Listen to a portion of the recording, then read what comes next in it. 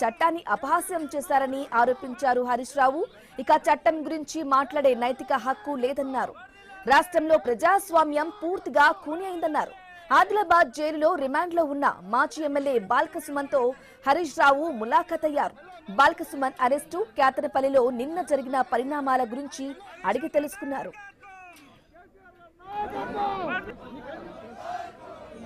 ఉద్యమ నాయకుడు, మా విద్యార్థి నాయకుడు ఇవాళ న్యాయం గురించి ప్రశ్నిస్తే అన్యాయంగా బాల్కా సుమన్ను, అదేవిధంగా మూల రాజిరెడ్డి గారిని, మరియు అనిల్ గారిని, లక్ష్మీకాంత్ గారిని, నలుగురు బీఆర్ఎస్ పార్టీ నాయకులపైన అక్రమ కేసు పెట్టి అరెస్ట్ చేసి ఆదిలాబాద్ జైల్లో పెట్టడం జరిగింది.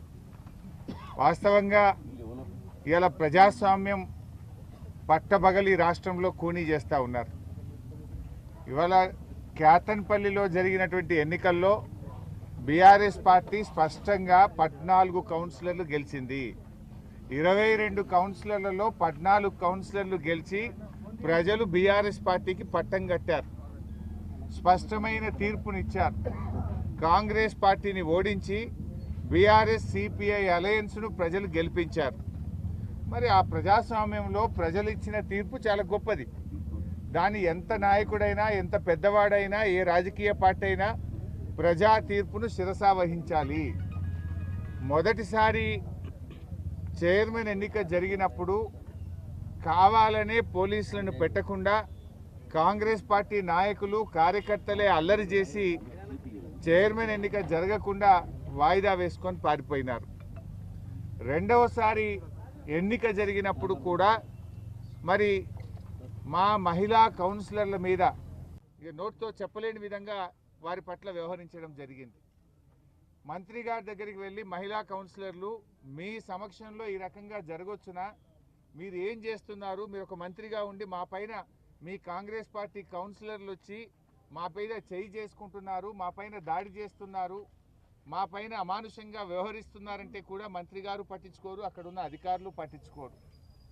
అంటే వాళ్ళే కాంగ్రెస్ పార్టీ కౌన్సిలర్లు బాగా తాగిన మైకంలో మహిళా కౌన్సిలర్ల మీద ఇష్టారీతిలో వ్యవహరిస్తే కూడా పట్టించుకోనటువంటి పరిస్థితి. కావాలని అలర్ట్ చేసి కౌన్సిల్ సమావేశాన్ని వాయిదా వేసి ప్రజాస్వామ్యంలో ప్రజల తీర్పును కాలరాసే విధంగా కాంగ్రెస్ పార్టీ వ్యవహరించింది. మా 14 మంది కౌన్సిలర్లు కూడా కౌన్సిల్ వాయిదా వేయొద్దు, కోరం ఉంది, మెజారిటీ ఉంది, ఎన్నిక జరపండి అని పట్టుబడితే కూడా పట్టించుకోకుండా మంత్రి గారి కనుసైగల్లో ఎన్నిక వాయిదా వేసి వెళ్ళిపోవడం జరిగింది. ఈరోజు జరిగిన సంఘటన ఏంది? యాక్చువల్గా ఆ రోజు మా కోవలక్ష్మక్క కూడా ఈ ఎన్నికలకు ఇన్ఛార్జిగా ఉన్నారు. కోవలక్ష్మక్క గారు, బాల్కా సుమన్ గారు కౌన్సిలర్లతో పాటు మేము గేటు దాకా వెళ్ళి కౌన్సిలర్ లోపల పంపిస్తామంటే మీరు వెళ్ళడానికి వీల్లేదు, ఎమ్మెల్యే అయినా మీరు వెళ్ళడానికి వీల్లేదు అని కోవలక్ష్మి గారిని, సుమన్ గారిని 2 కిలోమీటర్ల దూరంలోనే ఆపేశారు. అదే సమయంలో మంత్రి గారి కాన్వాయ్ అక్కడికి వచ్చి పెద్ద ఎత్తున కాంగ్రెస్ నాయకులు, కార్యకర్తలు అందరూ కలిసి ఒక కాన్వాయ్ని లోపల పంపిస్తూ ఉన్నారు.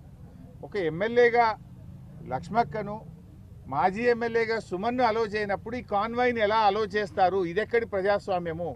చట్టం అందరికీ సమానంగా ఉండాలి కదా అని ప్రశ్నిస్తే దాడి చేసింది కాంగ్రెస్ నాయకులు. ముందు రాళ్ల దాడి చేసింది కాంగ్రెస్ కార్యకర్తలు, కాంగ్రెస్ నాయకులు. మూల రాజిరెడ్డి మా నాయకుడి కారును ధ్వంసం చేసినారు. ముందు అద్దాలు, వెనక అద్దాలు, కారు బ్యానెట్ను మొత్తం పగలగొట్టేసినారు.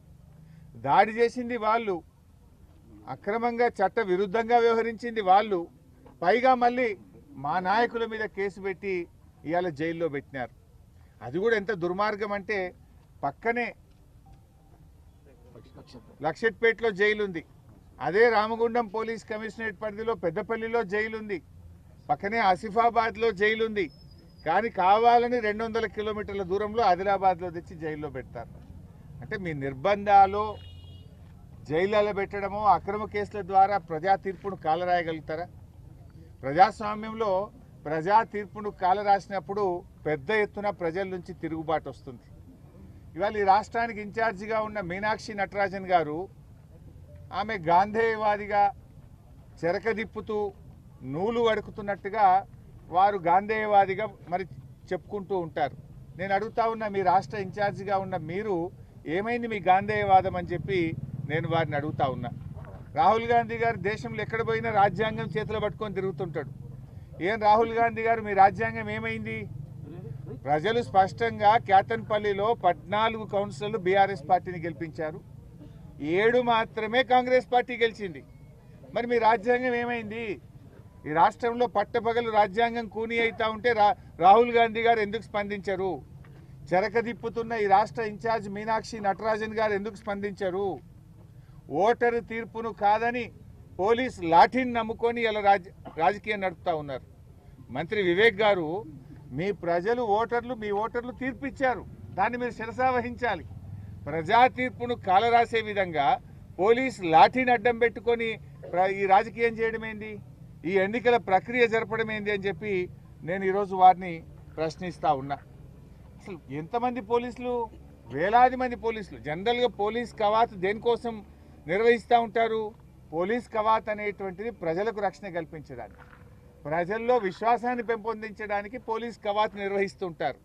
మొన్న జనగాంలో కానీ, ఇబ్రాహీంపట్నంలో కానీ, ఆమన్గల్లో కానీ, తొర్రూరులో కానీ, కేతన్పల్లిలో కానీ పోలీస్ కవాతు బీఆర్ఎస్ పార్టీ కౌన్సిలర్లను బెదిరించడానికి, బీఆర్ఎస్ పార్టీ నాయకులను భయభ్రాంతులకు గురి చేయడానికి మీరు ఈరోజు పోలీస్ కవాతు నిర్వహిస్తూ ఉన్నారు.